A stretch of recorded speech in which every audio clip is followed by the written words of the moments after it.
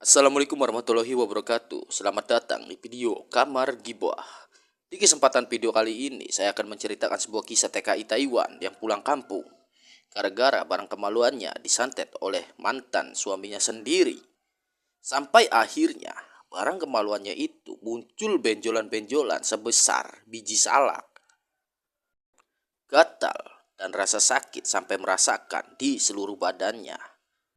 Bukan cuma itu, gangguan-gangguan dari makhluk halus kerap sekali menampakkan diri mengganggu TKI tersebut.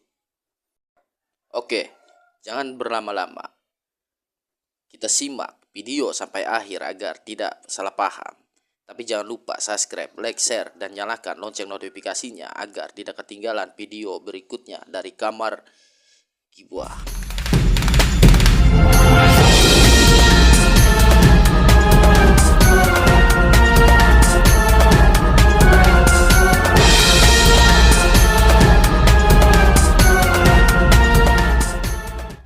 TKI asal Indramayu ini kita sebut saja namanya Fitri. Fitri ini seorang janda anak dua. Dia mengadu nasibnya di negara orang untuk membesarkan kedua anaknya. Saat Fitri pergi ke negara orang, dua anaknya dititipkan sama ibunya. 3 tahun berlalu, Fitri kerja di negara orang. Sampai suatu saat teman Fitri mengenalkan seseorang lelaki kepadanya. Sejak perkenalan itu, Fitri mulai akrab dan sering curhat meski melalui telepon. Lelaki itu kita sebut saja namanya Joni. Menurut pengakuan Fitri, si Joni ini asalnya dari Subang dan bisa dibilang bekas seorang kriminal. Karena si Joni ini sering melakukan penipuan. Itu dulu katanya si Joni ini curhat sama si Fitri kalau dia sudah berubah dan ingin memperbaiki dirinya dan ingin mencari pendamping hidup untuk menata di kehidupan yang lebih baik. Saat itu si Fitri mulai merasa kalau dirinya kasihan sama si Joni. 5 bulan berlalu, keakraban si Fitri dan Joni mulai semakin erat. Dan sampai akhirnya si Joni ingin mempersunting Fitri untuk menjadi pendamping hidupnya. Dan saat itu juga si Fitri menerima lamaran Joni. 3 bulan sejak lamaran itu, si Fitri izin sama majikannya untuk ambil cuti 2 minggu karena dia ingin menikah dengan si Joni. 2 minggu setelah selesai pernikahan itu, akhirnya si Fitri berangkat lagi ke rumah majikannya di negara Taiwan. 1 tahun berlalu, si Fitri kerja di negara Taiwan.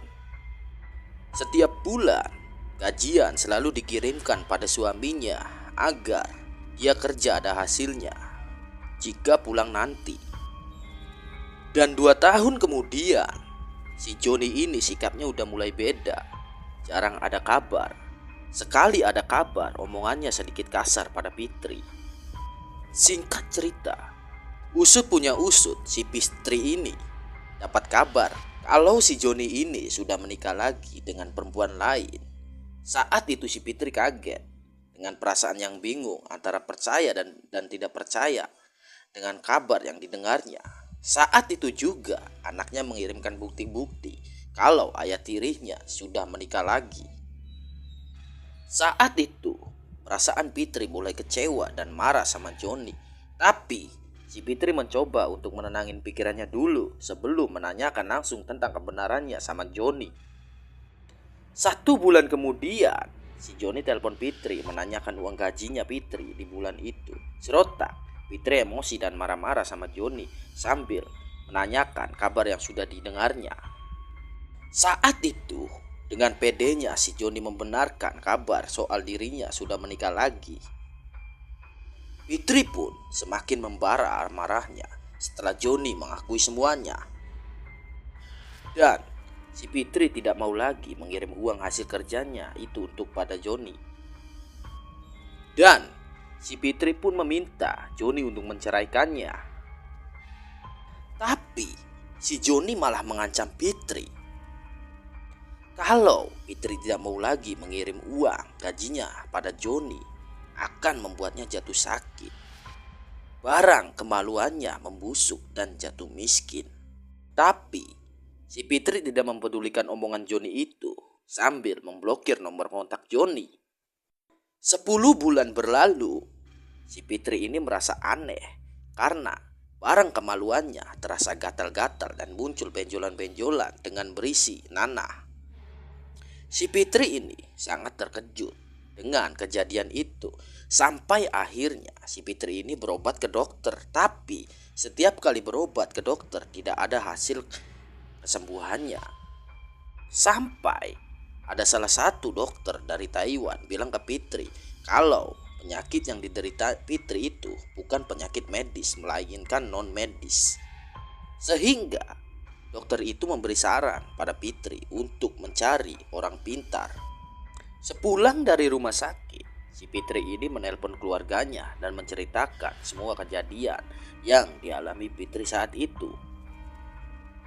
Keluarga pun terkejut setelah mendengar kabar Fitri seperti itu, dan akhirnya keluarganya turun tangan mencari orang pintar untuk kesembuhannya Fitri. Cirebon, Kalimantan, Banten, dan Jawa Timur sudah mereka datangi untuk kesembuhan Fitri. Tapi kebanyakan usahanya itu selalu dibohongi dan ditipu. Penyakit yang diderita Fitri semakin hari semakin memburuk. Ditambah sering terlihat perwujudan sosok hantu perempuan dengan taring panjang yang selalu menghantuinya hampir setiap malam. Sampai akhirnya si Fitri harus putus kontrak dengan pulang ke kampung halamannya. Singkat cerita, 2 bulan setelah Fitri pulang ke rumah, Fitri sering dibawa ke rumah sakit dan orang pintar. Setiap dibawa ke orang pintar, jawabannya selalu sama, itu perbuatan mantan suaminya. Namun, setiap berobat ke rumah sakit dan datang ke orang pintar, tetap saja belum menemukan perubahan sembuh. Setiap hari, Fitri selalu mengeluh gatal dan sakit di bagian kemaluannya. Ditambah, sosok hantu perempuan itu selalu datang dan menertawakannya. Bukan Fitri saja yang melihat sosok hantu perempuan itu. Ponakan dan juga ibunya Fitri pernah ditampakin saat mau mengambil makanan di dapur rumah Fitri sampai jatuh pingsan. Sampai suatu saat orang tua angkat Fitri datang untuk melihat keadaan Fitri. Saat itu setelah orang tua angkat Fitri sudah tahu jelas kronologinya. Kali ini saya sendiri diajak Kang Andi untuk menemaninya melihat keadaan Fitri.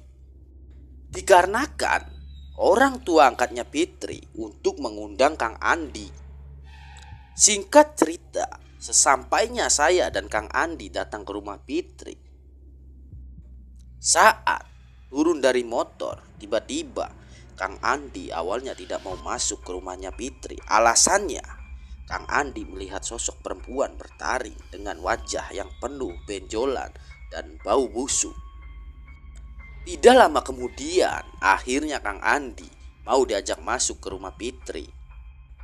Dan ini video dokumentasinya saat saya dan Kang Andi diminta pertolongan. Di video ini menunjukkan Kang Andi sedang menetralkan pemilik rumah dari ilmu sihir yang sudah sejak lama membelenggunya.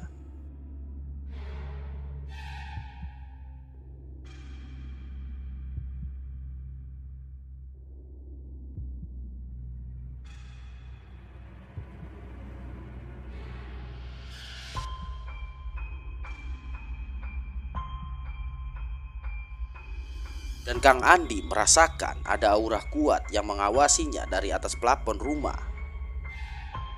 Pada saat itu Kang Andi meminta saudara dari pemilik rumah untuk mengambilkan sebuah tangga, karena rasa penasaran benda apa yang disembunyikan di atas plafon itu.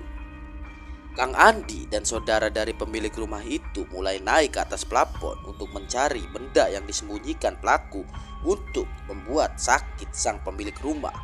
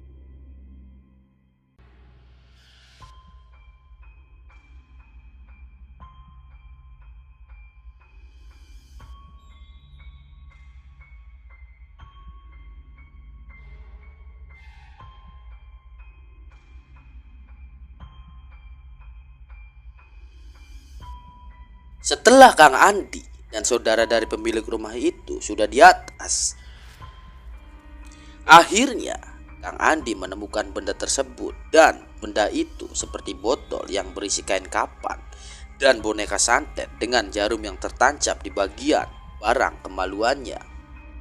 Dan itulah video dokumentasi saya dan Kang Andi saat dimintai pertolongan.